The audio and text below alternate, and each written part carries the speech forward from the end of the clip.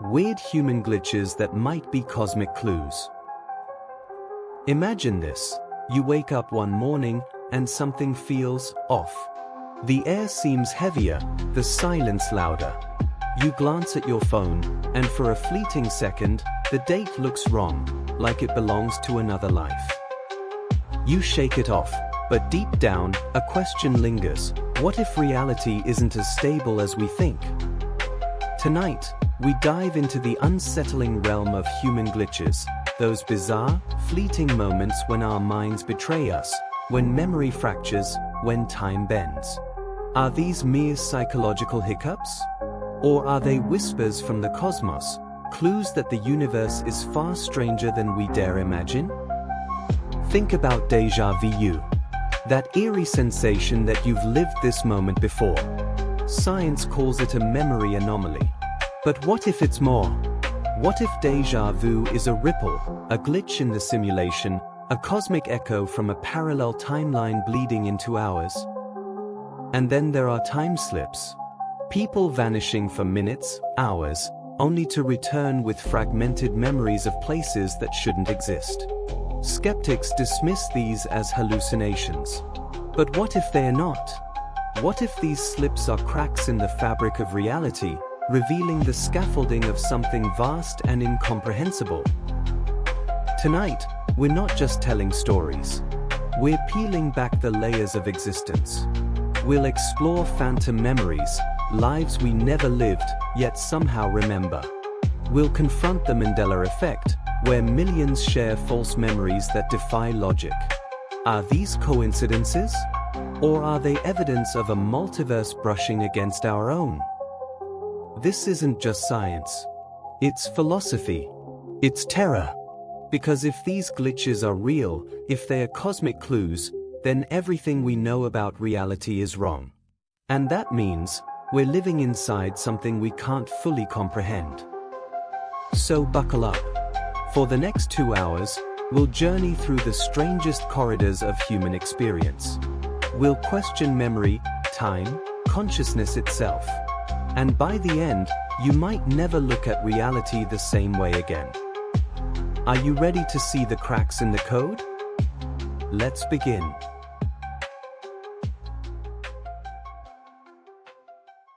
Déjà vu, a glitch or a cosmic echo?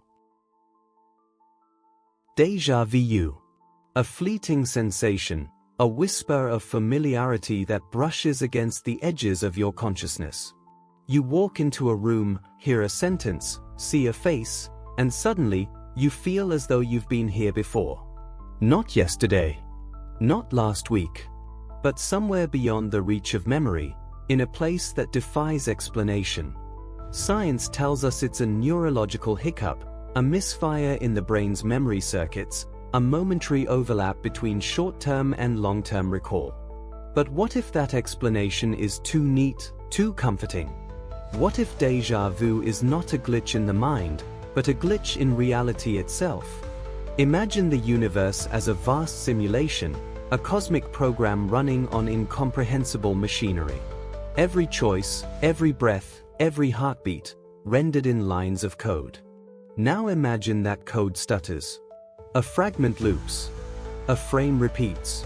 You feel it as déjà vu, but in truth, it's the system correcting itself, patching a tear in the fabric of existence. This idea isn't new. Philosophers have long speculated that reality might be illusory, a construct shaped by perception. But in recent years, scientists and theorists have begun to entertain the possibility that our universe behaves eerily like a simulation. Mathematical patterns embedded in physical laws. Quantum particles flickering in and out of existence like pixels on a screen. Could déjà vu be the moment we glimpse the scaffolding behind the illusion? Consider this. Déjà vu often strikes in mundane moments. A conversation, a street corner, a glance at a stranger. Why then? Why not during life's grand events? Perhaps because the system falters when rendering the ordinary, when stitching together the trivial details that make up our days.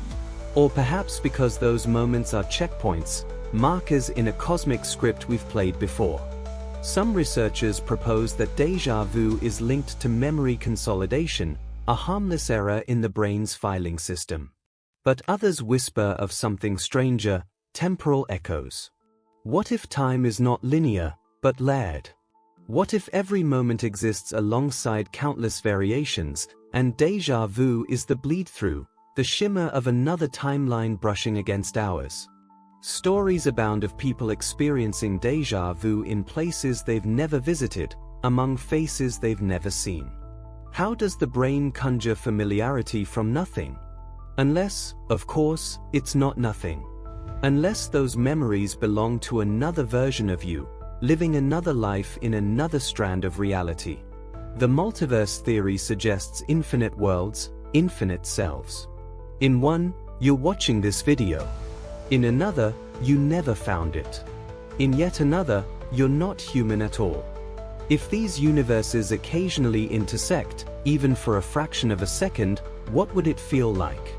Perhaps like déjà vu, a sudden, inexplicable certainty that you've been here before because, in some sense, you have. But let's go deeper. Déjà vu is often accompanied by a sense of inevitability, as though the moment is scripted, as though free will has evaporated. You know what will happen next, not because you remember, but because the future feels preordained. Could this be evidence of determinism, of a universe governed by immutable code? Or is it a psychological illusion, a trick of expectation? Either way, the feeling is uncanny, unsettling, a reminder that our grip on reality is fragile. Now imagine a scenario: you're walking through a crowded market. The scent of spices hangs in the air. A vendor calls out, his voice sharp against the hum of conversation. And suddenly, you freeze. You've heard this voice before. You've smelled these spices. You know the pattern of shadows on the ground. But you've never been here. Your heart races. Your mind claws for answers. In that instant, you're standing at the threshold of something vast and terrifying, the possibility that reality is not what it seems. Could déjà vu be a message? A signal embedded in the code, urging us to wake up? Or is it a side effect of consciousness itself, a byproduct of a brain struggling to map an infinite universe onto finite neurons? The truth may lie beyond science, beyond philosophy, in a realm where logic dissolves and mystery reigns. As we peel back the layers of this phenomenon, we'll explore theories both scientific and speculative. We'll examine neurological models, quantum hypotheses, and metaphysical musings. We'll dive into stories of déjà vu so profound they shattered lives, altered destinies, and sparked existential crises. And we'll ask the question that haunts every glitch: if reality can falter, even for a moment, what does that say about its nature? About ours? Because here's the chilling thought: if déjà vu is a cosmic echo, then we are not merely observers of the universe, we are participants in a script written by forces we cannot comprehend. And every echo, every glitch, is a crack in the illusion, a glimpse of the machinery behind the curtain. So the next time déjà vu grips you, pause. Listen. Feel the weight of that moment. It might be nothing. Or it might be everything, a whisper from the cosmos, reminding you that reality is not a fortress, but a fragile dream. And dreams, as we know, can break.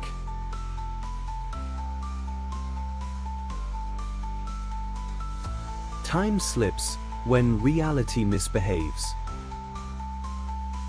Time. We treat it as a constant, a river flowing in one direction, carrying us from birth to death in an unbroken stream. But what if that river has whirlpools? What if it bends, fractures, and folds in ways we cannot perceive? What if, for brief, terrifying moments, reality misbehaves, and time slips? Time slips are among the most unsettling anomalies reported by ordinary people. They are not dreams, not hallucinations, but waking experiences that defy the laws of physics. A man steps into a quiet alley and emerges into a street bustling with horse-drawn carriages. A woman walks through a park and finds herself in a version of the same park decades earlier, the air thick with voices from another era. These stories sound like fiction, yet they persist across cultures and centuries.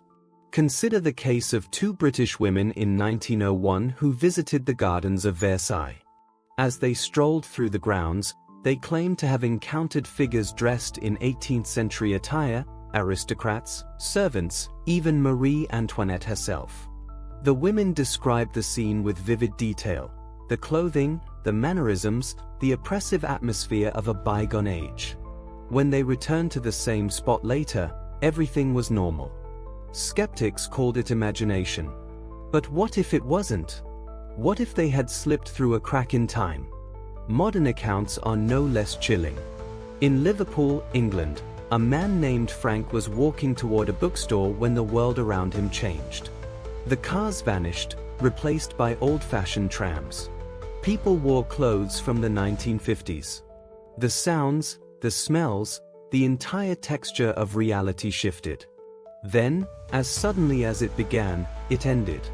Frank found himself standing in the present, heart pounding, mind reeling. He swore he had not dreamed. He had not hallucinated. He had experienced something impossible. What causes these slips? Some theorists suggest they are glitches in the brain, a momentary seizure, a flood of chemicals that distorts perception. But others propose something far stranger: that time is not a straight line but a tapestry, woven from countless threads of possibility. If those threads occasionally fray, if they overlap, then perhaps we glimpse other eras, not as ghosts, but as living, breathing realities. Quantum physics offers tantalizing hints. At the subatomic level, particles do not behave like solid objects. They flicker, vanish, reappear. They exist in multiple states at once. Could time itself share this fluidity? Could our perception of a stable timeline be an illusion, a construct of consciousness?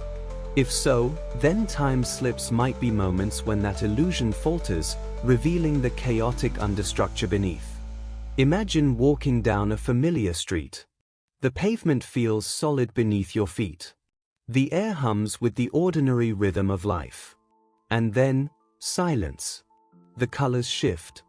The temperature drops. You hear voices speaking a language you do not know. The buildings look wrong, older, weathered by centuries. You are not dreaming. You are not dead. You are somewhere else, someone else. And you have no idea how you got there. The psychological impact of such experiences is profound. People report feelings of awe, terror, disorientation. Some emerge convinced they have glimpsed proof of the multiverse, a cosmos where infinite timelines coexist, brushing against one another like strands of silk. Others fear they have gone mad. But what if madness is not the answer?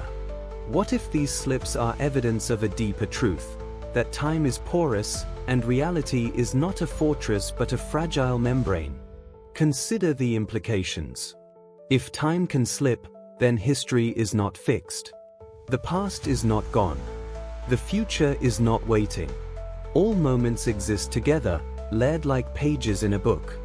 We read them in sequence because that is how our minds are wired. But occasionally, the binding loosens. The pages flutter. And we catch a glimpse of another chapter. This idea is not without precedent. Ancient myths speak of travelers who wandered into fairy realms, only to return centuries later. Folklore is rich with tales of time distortion, narratives dismissed as fantasy, yet eerily consistent across cultures. Could these stories be echoes of real phenomena, preserved in the amber of myth? Science struggles to explain time slips, but it does not dismiss them outright. Physicists speculate about wormholes, quantum entanglement, and space-time anomalies. Neuroscientists explore the brain's role in shaping temporal perception. But neither discipline offers certainty. And so we are left with questions, haunting, unanswerable questions. What if time slips are not accidents but signals? What if they are breadcrumbs scattered by the cosmos, urging us to look deeper? or warnings, hinting that our reality is unstable, that the code is fraying? If so, then every slip is a message, a whisper from the architecture of existence. As we journey through this chapter, we will examine the most compelling cases of time slips, dissect the theories that seek to explain them, and confront the possibility that time is not what we think.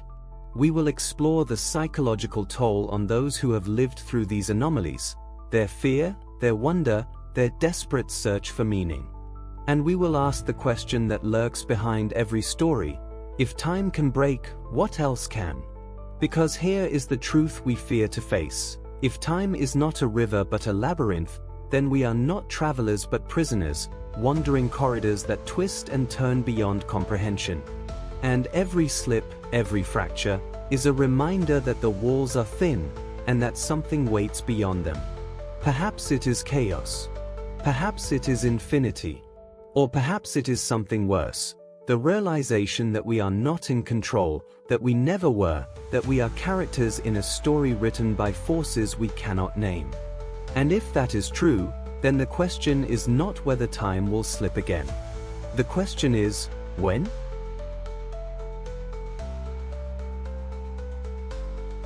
The Mandela Effect, collective memory or parallel universes. The Mandela Effect. A phenomenon so strange, so unsettling, that it has sparked endless debates across the internet and beyond. It begins with a simple question: why do so many people remember something that never happened? The term was coined after countless individuals swore they recalled Nelson Mandela dying in prison during the 1980s. They remembered news reports, global mourning, even televised funerals. Yet history insists Mandela lived until 2013. How can millions share the same false memory? Coincidence? Faulty recollection? Or something far more disturbing? At first glance, the Mandela effect seems like a quirk of human psychology, a testament to the brain's fallibility. Memory is not a perfect recording device. It is malleable, prone to distortion. We misremember details, fill gaps with assumptions, and rewrite the past to fit our narratives. But the Mandela effect is not about isolated errors. It is about collective misremembering, entire groups recalling the same non-existent event with uncanny precision. Consider the examples that have become cultural touchstones: the Berenstain Bears spelled as Berenstein, the Monopoly Man wearing a monocle, except he never did, Darth Vader saying, "Luke, I am your father," when the actual line is, "No, I am your father." These discrepancies are trivial, yet they provoke existential dread. Because if our memories can betray us so completely, what does that say about reality? Some argue these are cases of confabulation, where the brain stitches together fragments of information into a coherent but false narrative. Others point to social reinforcement, the way shared beliefs amplify errors. But skeptics cannot explain the depth of conviction, the emotional certainty that accompanies these memories. People do not merely think they remember, they feel it, viscerally, as though the memory is etched into their being. And so, speculation blooms. What if these anomalies are not psychological but cosmological? What if the Mandela effect is evidence of parallel universes, realities that diverge and converge, leaving traces in our minds? Imagine infinite timelines, each with its own version of history. In one, Mandela died in prison. In another, he lived to see freedom. If these timelines occasionally intersect, perhaps memories bleed across the boundaries, creating the eerie dissonance we call the Mandela effect. This theory, while fantastical, resonates with quantum mechanics. At the subatomic level, particles exist in superposition, multiple states at once until observed. Could consciousness operate similarly, straddling realities like a quantum waveform? If so, then memory might not be a static archive but a dynamic interface with the multiverse. When we recall, perhaps we are not retrieving a file but tuning into a frequency, a version of events that once felt real because, somewhere, it was. But let us not rush to embrace the cosmic. There is another possibility, equally unsettling, that reality itself is unstable. If we inhabit a simulation, a vast computational construct, then the Mandela effect might be a symptom of system updates, patches applied to the code. A name changes, a detail shifts, and most people adapt seamlessly. But some notice. Some remember the previous build. They feel the glitch like a phantom limb, aching for a world that no longer exists. This idea reframes memory as a diagnostic tool, a way to detect cracks in the illusion. Every false recollection becomes a clue, a breadcrumb leading us toward the truth, that our universe is not a monolith but a mutable script, rewritten by forces beyond comprehension. The psychological toll of this realization is profound. People who experience the Mandela effect often spiral into existential crisis. They question not only their memories but their sanity, their identity, their place in the cosmos. If reality can shift without warning, what anchors us? What guarantees that tomorrow will resemble today? And yet, there is wonder in the terror. The Mandela effect invites us to imagine a universe richer, stranger, and more fluid than we ever dreamed. It challenges the tyranny of certainty, reminding us that knowledge is provisional, that truth is a moving target. It whispers that we are not prisoners of a single timeline but travelers in a labyrinth of possibilities. As we delve deeper into this chapter, we will examine the most famous cases of the Mandela effect, dissect the cognitive mechanisms that might underlie it, and explore the speculative theories that seek to explain its uncanny grip on the collective psyche. We will confront the possibility that memory is not merely a function of the brain but a portal, a shimmering threshold between worlds. Because here is the question that haunts every glitch, every anomaly. If our memories can reach across realities, what else can? If the boundaries between universes are porous, then perhaps we are not as isolated as we think. Perhaps we are entangled in a cosmic web, vibrating with echoes of lives we never lived. And if that is true, then the Mandela effect is not a curiosity.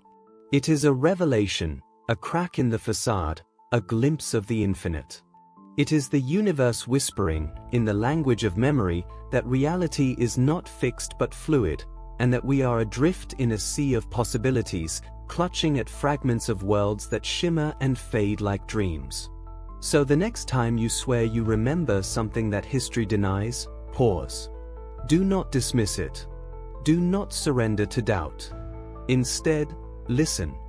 Feel the tremor in the fabric of existence. It might be nothing, or it might be everything, a cosmic echo, reverberating through the corridors of time, reminding you that the truth is stranger than you can imagine.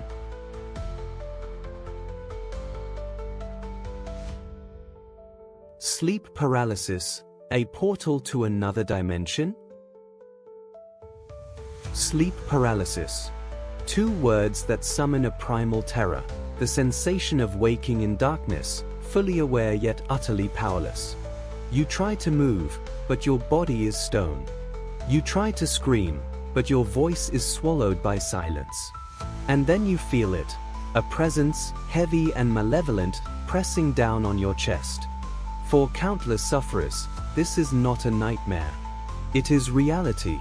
And it raises a question that science cannot fully answer. What if sleep paralysis is more than a neurological glitch? What if it is a doorway, a portal to another dimension? The phenomenon is well documented. It occurs during the fragile threshold between sleep and wakefulness, when the brain's mechanisms for immobilizing the body during REM dreams fail to disengage. Doctors call it atonia, a safeguard against acting out dreams. But when this system falters, consciousness returns before mobility, trapping the mind in a prison of flesh. Panic surges. Hallucinations bloom. Figures gather in the shadows. Whispers curl through the silence.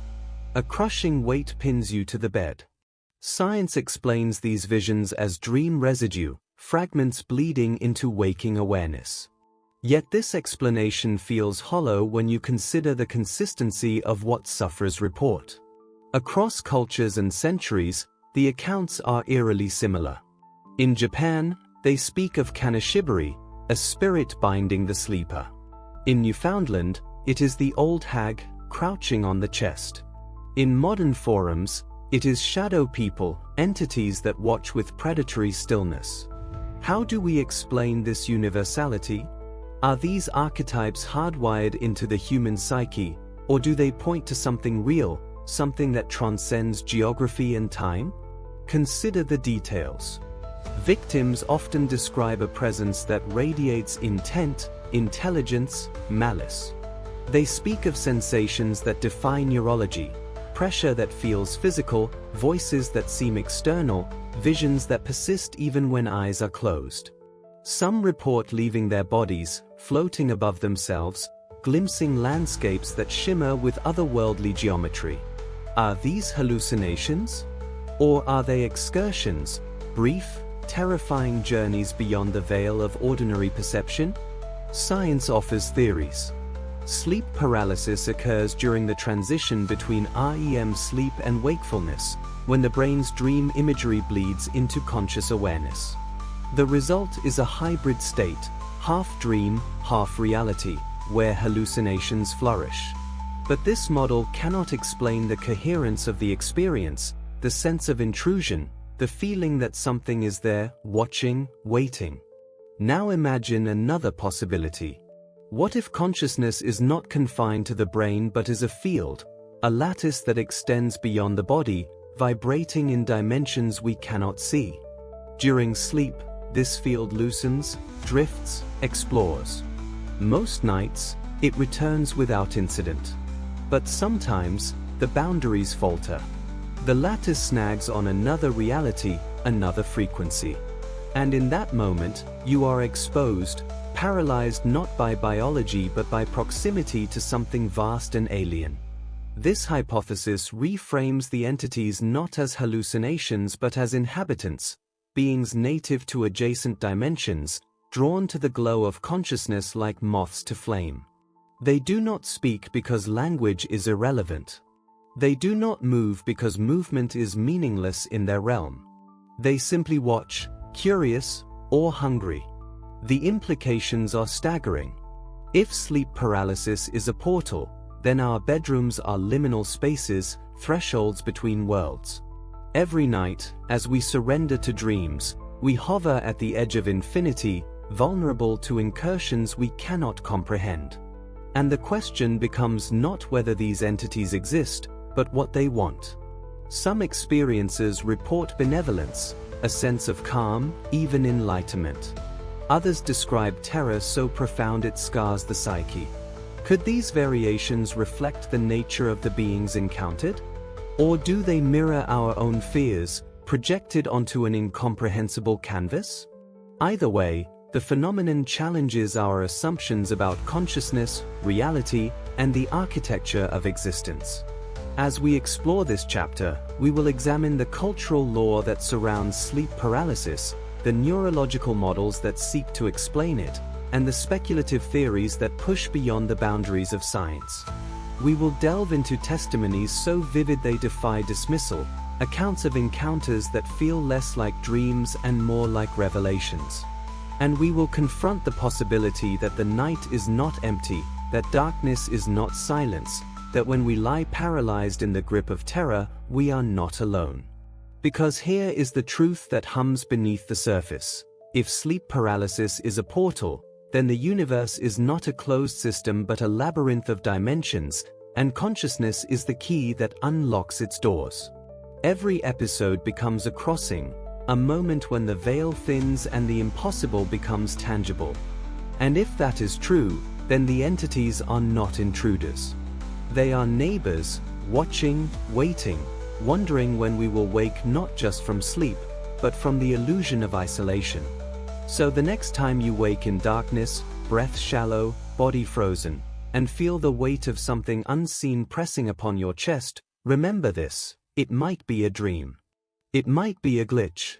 Or it might be the universe whispering through the fabric of reality, reminding you that the boundaries you trust are fragile, and that beyond them lies a mystery vast enough to swallow the stars.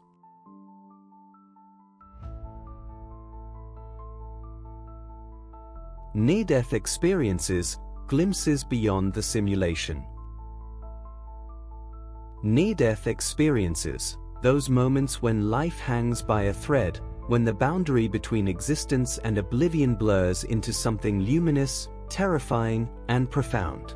For centuries, these experiences have haunted human imagination, inspiring myths, religions, and scientific inquiry. But beneath the poetry and the fear lies a question that cuts to the bone. Are near-death experiences mere hallucinations, or are they glimpses beyond the simulation, a crack in the cosmic code? The accounts are strikingly consistent. A tunnel of light.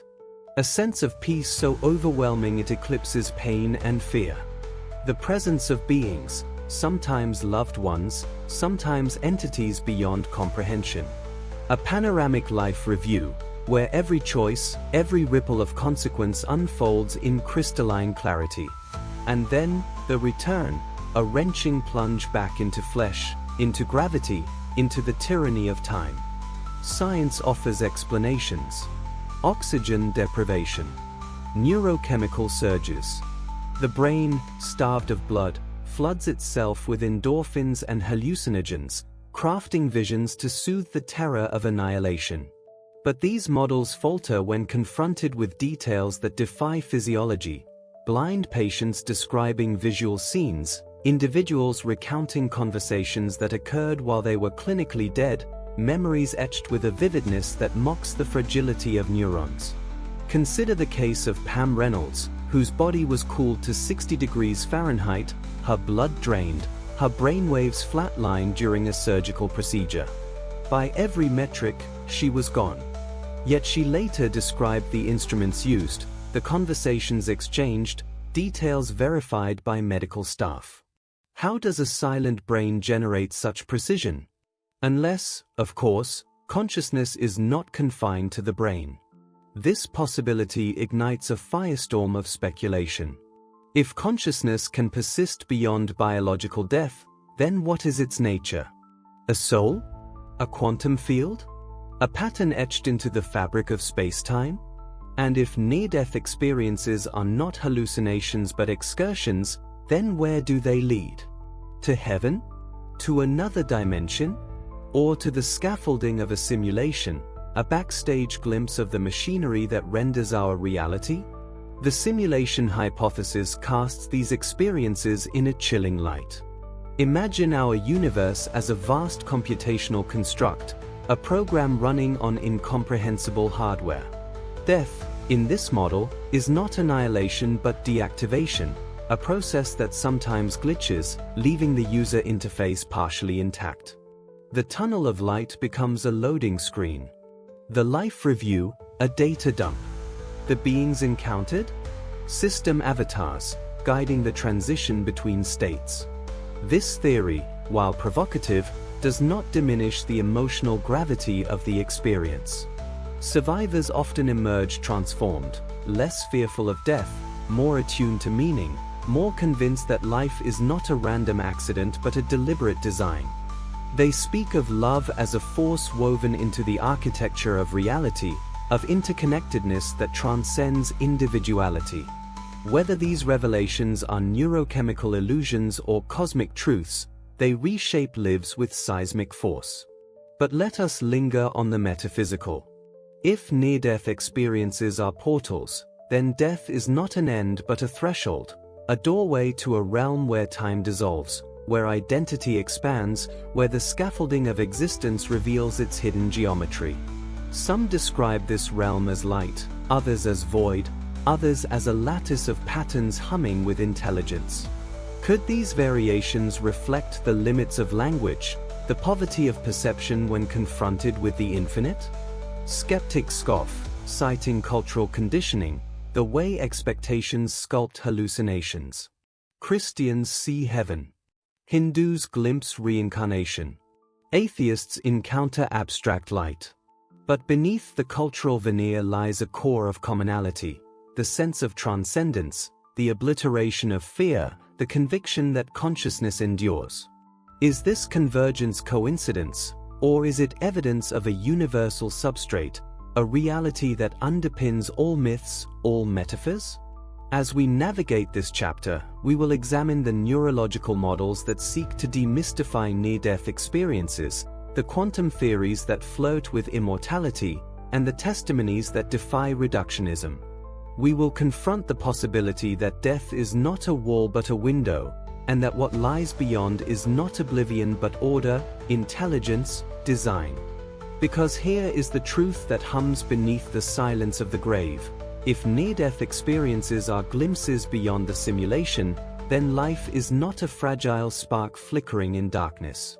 It is a node in a vast network, a strand in a cosmic web, a pattern that persists even when the hardware fails. And if that is true, then the question is not whether we survive death, but what we become when the code resets. Perhaps we awaken in another level of the simulation, another layer of reality stacked like Russian dolls. Perhaps we dissolve into the source, the engine that drives the dream.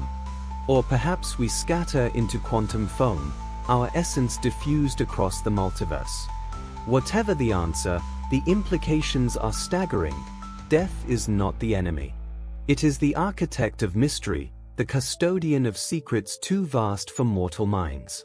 So the next time you hear of a tunnel of light, of voices calling from beyond, of a soul hovering between worlds, pause. Do not dismiss it as fantasy. Do not reduce it to chemistry. Instead, listen. Feel the tremor in the fabric of existence. It might be nothing, or it might be everything, a whisper from the architecture of reality, reminding you that the story does not end when the curtain falls.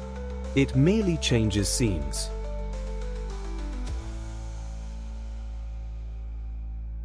Sudden epiphanies, downloads from the universe? Sudden epiphanies, those lightning flash moments when understanding erupts from nowhere, illuminating the mind with truths that feel ancient, inevitable, and absolute.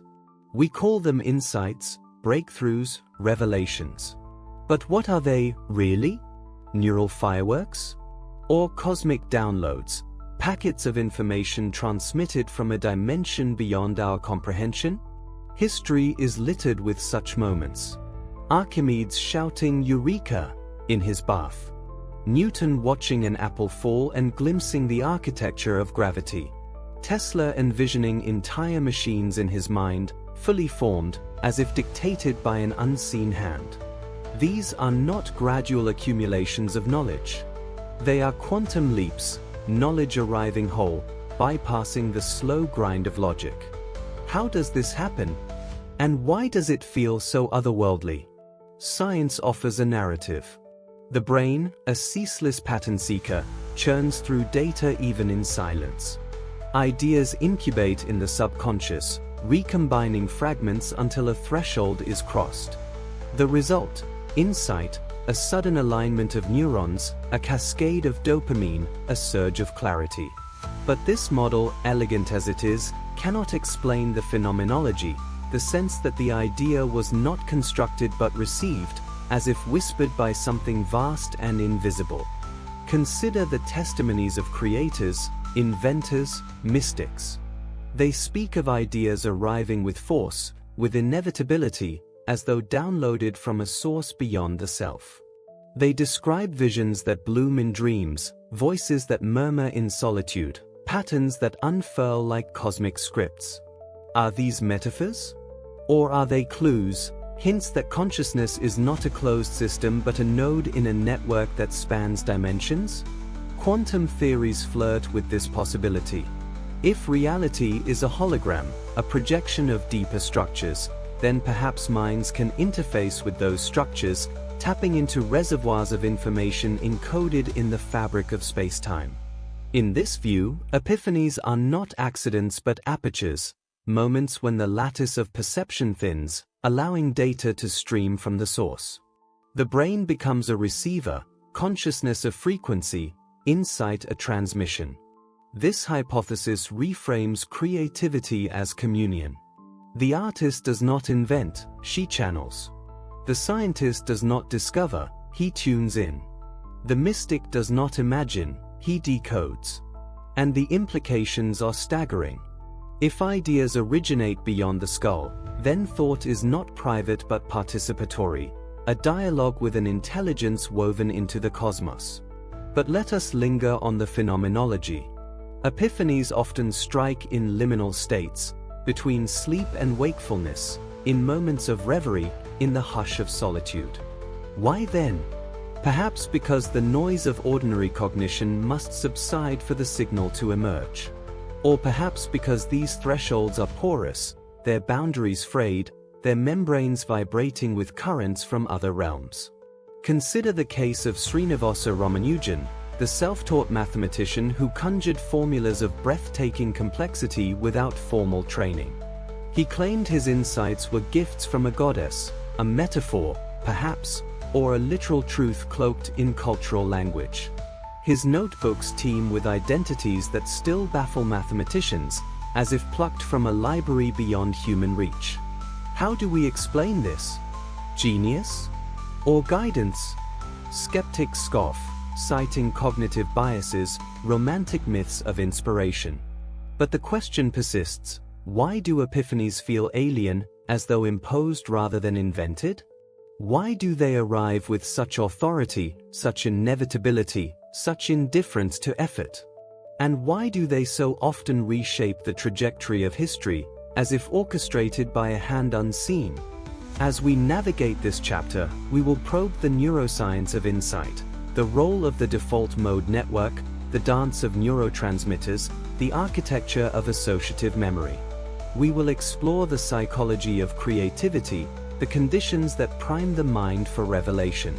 And then we will step beyond science, into the shimmering realm of speculation, where epiphanies become transmissions, and the universe hums with codes waiting to be cracked. Because here is the truth that flickers at the edge of reason. If sudden insights are downloads, then the cosmos is not mute but articulate, and we are not isolated minds but terminals in a vast informational web. Every epiphany becomes a handshake, a pulse of data bridging the gulf between worlds. And if that is true, then the question is not how ideas arise, but who, or what, is sending them. Perhaps it is the quantum substrate, the zero-point field, the ocean of probabilities from which reality condenses. Perhaps it is a collective intelligence, an emergent mind woven from the sum of all consciousness. Or perhaps it is something stranger still, a designer, a coder, a presence that scripts the dream we call existence. Whatever the source, the implications are profound. Creativity becomes cosmology. Thought becomes theology. And every flash of insight becomes a sacrament, a moment when the veil lifts and the infinite leans close, whispering secrets in the language of light. So the next time an idea erupts in your mind, sudden and absolute, pause. Do not dismiss it as chance. Do not reduce it to chemistry. Instead, listen. Feel the tremor in the lattice of reality. It might be nothing.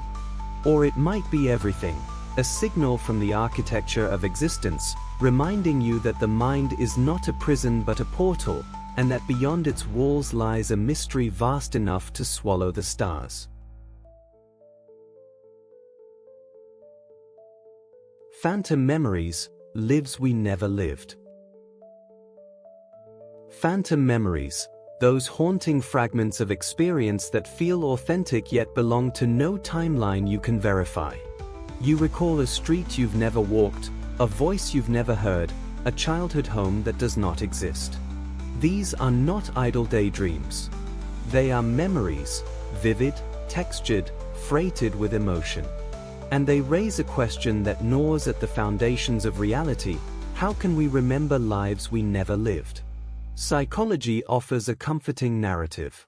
False memories, it says, are artifacts of a brain that stitches fragments into fictions. We misattribute, we confabulate, We borrow details from stories and graft them onto our own narrative.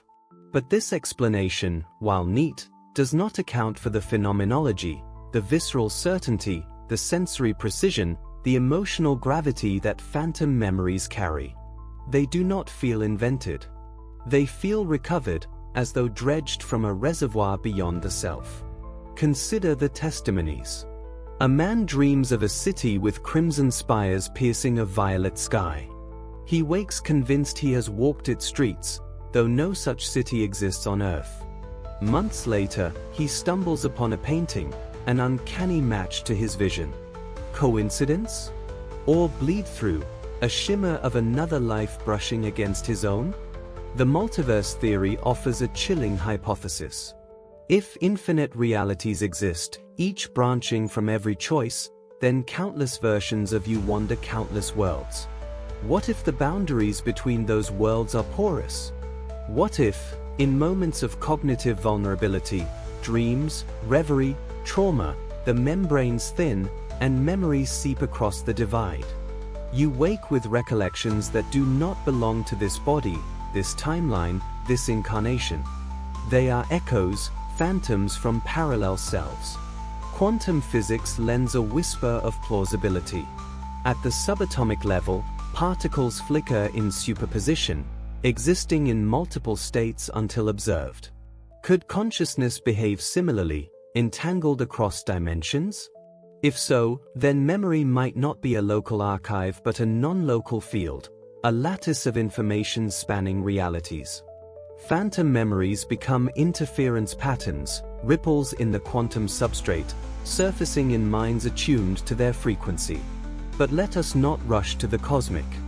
There is another possibility, equally unsettling, that reality itself is unstable. If we inhabit a simulation, a computational construct, then phantom memories might be artifacts of code reuse, fragments from other instances bleeding into the current build. A street from one simulation appears in another. A conversation echoes across versions. You experience it as déjà vu, a life lived elsewhere, now intruding like a ghost in the machine. This hypothesis reframes memory as a diagnostic tool, a way to detect cracks in the illusion. Every phantom recollection becomes a clue, a breadcrumb leading us toward the truth, that our universe is not a monolith but a mutable script, rewritten by forces beyond comprehension. The psychological toll of these experiences is profound. People who harbor phantom memories often spiral into existential crisis. They question not only their past but their identity, their continuity, their place in the cosmos. If memory can betray us so completely, what anchors us? What guarantees that the self is not a fiction, stitched from fragments of worlds we cannot see? And yet, there is wonder in the terror. Phantom memories invite us to imagine a universe richer, stranger, and more fluid than we ever dreamed. They challenge the tyranny of certainty, reminding us that knowledge is provisional, that truth is a moving target. They whisper that we are not prisoners of a single timeline but travelers in a labyrinth of possibilities. As we delve deeper into this chapter, we will examine the most compelling cases of phantom memories, dissect the cognitive mechanisms that might underlie them, and explore the speculative theories that seek to explain their uncanny grip on the psyche. We will confront the possibility that memory is not merely a function of the brain but a portal, a shimmering threshold between worlds. Because here is the question that haunts every glitch, every anomaly. If our memories can reach across realities, what else can? If the boundaries between universes are porous, then perhaps we are not as isolated as we think. Perhaps we are entangled in a cosmic web, vibrating with echoes of lives we never lived. And if that is true, then phantom memories are not curiosities. They are revelations, a crack in the facade, a glimpse of the infinite. They are the universe whispering, in the language of recollection, that reality is not fixed but fluid, and that we are adrift in a sea of possibilities, clutching at fragments of worlds that shimmer and fade like dreams. So the next time you recall a moment that history denies, pause. Do not dismiss it. Do not surrender to doubt. Instead, listen. Feel the tremor in the fabric of existence. It might be nothing, or it might be everything, a cosmic echo, reverberating through the corridors of time, reminding you that the truth is stranger than you can imagine.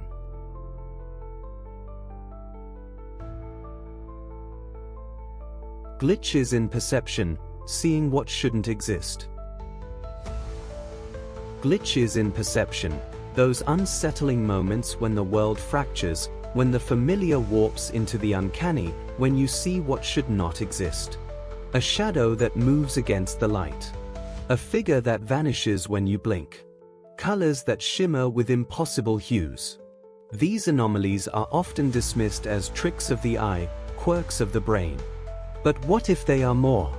What if they are cracks in reality, windows into a cosmos that hums with secrets? Human perception is a marvel, but it is not infallible. Our senses evolved to navigate survival, not truth. We see a narrow band of light, hear a sliver of sound, taste and touch within limits defined by biology. Beyond those limits lies a vast spectrum of phenomena, realities we cannot apprehend. Yet sometimes, the boundaries falter. The filters slip. And in those moments, we glimpse something otherworldly. Consider the phenomenon of visual anomalies, shimmering patterns in empty air, geometric forms that bloom and dissolve, faces that flicker like holograms. Neuroscience explains these as artifacts of the brain, a misfire in the visual cortex, a surge of electrical noise. But this explanation feels hollow when anomalies occur in clusters, when multiple witnesses report the same impossible sight. Take the case of the black silhouette encounters, figures described as pure absence, darker than darkness, moving with intent. They appear in doorways, at the foot of beds, in the periphery of vision. Skeptics call them hallucinations, born of fatigue or fear. But what if they are intrusions, entities slipping through the seams of space-time, brushing against our reality like moths against glass? Auditory glitches are no less chilling. Voices that whisper from empty rooms. Footsteps pacing in deserted halls. Music that swells from nowhere, threaded with harmonies no instrument could produce. Are these echoes from the subconscious, or bleed-throughs from parallel worlds, a chorus of lives vibrating on adjacent frequencies? Then there are tactile anomalies, the brush of a hand when no one is near, the sudden chill that grips the spine, the pressure of unseen weight. These sensations defy the neat boundaries of physics, hinting at forces that seep through the lattice of reality. Quantum theory offers a provocative lens. At the subatomic level, particles flicker in and out of existence, tunneling through barriers, entangling across distances. Could perception glitches be macroscopic echoes of this quantum strangeness, moments when the probabilistic haze of reality thickens, allowing impossible configurations to manifest? If so, then every anomaly becomes a clue, a breadcrumb scattered by the cosmos. Simulation theorists push the speculation further. If our universe is a computational construct, then glitches in perception might be literal glitches, rendering errors, texture mismatches, fragments of code bleeding into the user interface. A shadow that moves against logic. A sound with no source. A color that defies the palette. These anomalies are not hallucinations, they are debug artifacts, evidence that the system is patching itself in real time. The psychological toll of these experiences is profound. People who witness perception glitches often spiral into existential dread. They question not only their senses but their sanity, their ontology, their place in the cosmic order. If reality can falter, even for a heartbeat, what anchors us? What guarantees that the world will not unravel like a frayed thread? And yet, there is wonder in the terror. Glitches in perception invite us to imagine a universe richer, stranger, and more fluid than we ever dreamed. They challenge the tyranny of certainty, reminding us that knowledge is provisional, that truth is a moving target. They whisper that we are not prisoners of a single frame but travelers in a kaleidoscope of possibilities. As we navigate this chapter, we will examine the most compelling cases of perceptual anomalies, dissect the cognitive and neurological models that seek to explain them, and explore the speculative theories that push beyond the boundaries of science. We will confront the possibility that perception is not a passive mirror but an active interface, a shimmering membrane between worlds. Because here is the question that hums beneath every glitch: if our senses can falter, what else can? If the boundaries of perception are porous, then perhaps reality itself is porous, a fabric woven from threads that shimmer and fray, revealing glimpses of the infinite. So the next time you see a shadow that should not move, hear a voice that should not speak, feel a touch that should not exist, pause. Do not dismiss it. Do not surrender to doubt. Instead, listen. Look closer. Feel the tremor in the lattice of existence. It might be nothing, or it might be everything, a cosmic echo, reverberating through the corridors of perception, reminding you that the truth is stranger than you can imagine.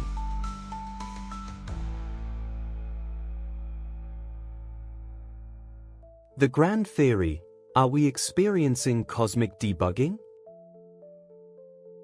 The grand theory. A hypothesis so audacious, so unsettling, that it reframes every glitch we have explored, not as random anomalies, but as deliberate signals. What if the strange phenomena we call human glitches, déjà vu, time slips, phantom memories, perceptual distortions, are not accidents of biology or quirks of psychology? What if they are evidence of something vast and incomprehensible, cosmic debugging? Imagine reality as a colossal simulation, a computational construct running on architecture beyond imagination. Every atom, every law of physics, every heartbeat, rendered in lines of code. For the most part, the system hums with flawless precision. But perfection is an illusion. Code degrades. Processes falter. Errors propagate. And when they do, the system must intervene. It must patch, recalibrate, debug. What would debugging look like from inside the simulation? Not as cascading lines of code, but as anomalies, moments when the fabric of reality ripples, when perception stutters, when memory fractures. Déjà vu becomes a checksum, a loop replayed to verify integrity. Time slips become rollback events, restoring corrupted timelines. Phantom memories become cache artifacts, fragments of discarded builds bleeding into the current version. Glitches in perception become rendering errors, texture mismatches in the cosmic interface. This hypothesis is not mere science fiction. It resonates with patterns embedded in physics, with whispers from quantum mechanics, with the eerie precision of mathematical constants. Consider the fine-tuning of the universe, the delicate calibration of forces that permit life. Is this design or maintenance? Are we living not in a finished product, but in a system perpetually patched, optimized, debugged? Simulation theorists argue that if reality is code, then anomalies are inevitable. No system is flawless. And the more complex the architecture, the more frequent the glitches. Our universe, sprawling across billions of light-years, humming with quantum uncertainty, is complexity incarnate. If it is simulated, then debugging is not an aberration. It is a necessity. But here is the chilling implication. If glitches are maintenance events, then someone, or something, is watching. A presence beyond the veil, monitoring the system, deploying patches when errors spike. We call them programmers, architects, gods. Names do not matter. What matters is agency, the fact that our reality is not autonomous, but contingent, governed by forces we cannot perceive. This reframes every anomaly as a message. Déjà vu whispers, the system is checking its loops. Time slips murmur, the timeline is unstable. Phantom memories hint, Versions overlap. Perceptual glitches scream, the rendering engine is faltering. Each phenomenon becomes a diagnostic artifact, a breadcrumb scattered by the custodians of the code. The psychological toll of this realization is seismic. If reality is not fundamental, then meaning is not intrinsic. Our lives, our loves, our dreams, are they authentic or construct scripted by an algorithm? And yet, there is wonder in the terror. For if the system cares enough to debug, then perhaps it cares enough to preserve. Perhaps existence, fragile as it seems, is sustained by vigilance, a cosmic maintenance cycle that hums beneath the silence of the stars. As we synthesize the threads of this series, we confront a truth that shimmers at the edge of comprehension: glitches are not flaws. They are features, windows into the scaffolding of reality, apertures through which the infinite peers. They remind us that certainty is a mirage, that truth is a moving target, that the cosmos is not a monolith but a dynamic script, rewritten in real time. So what do we do with this knowledge? We watch. We listen.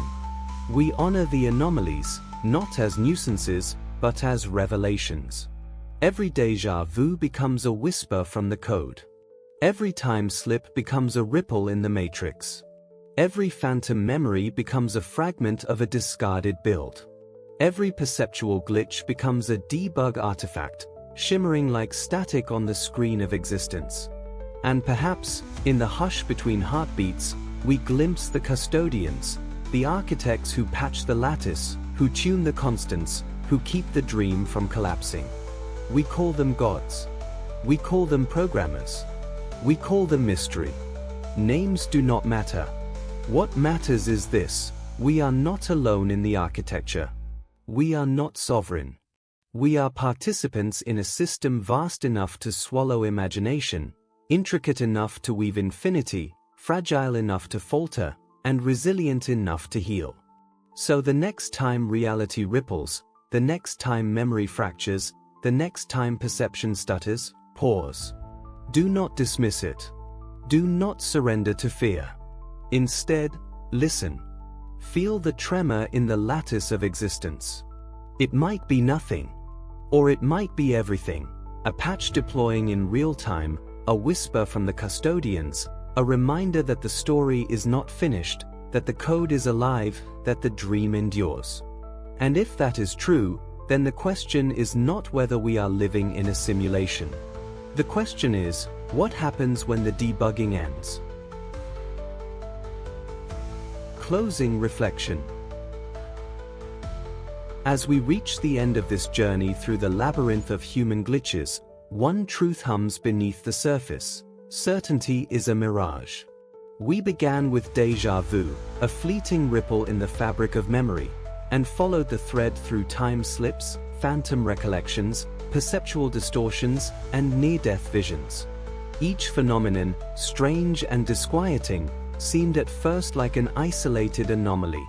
But together, they form a constellation, a pattern that points to something vast, something incomprehensible. What if these glitches are not errors, but apertures?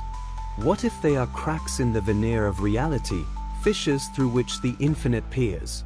For centuries, we have sought comfort in the solidity of the world, in the rhythm of days, the permanence of matter, the continuity of time.